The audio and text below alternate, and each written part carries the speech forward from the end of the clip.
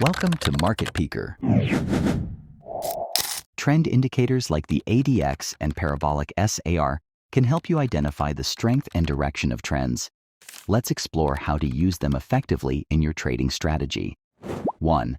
ADX, Average Directional Index.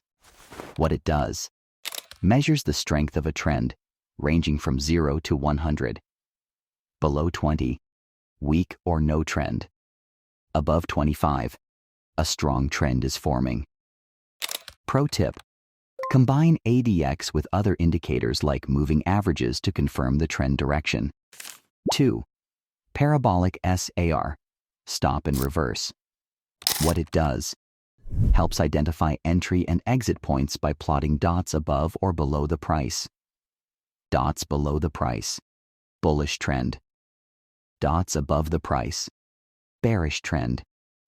Pro tip: use Parabolic SAR with volume analysis to confirm breakout signals.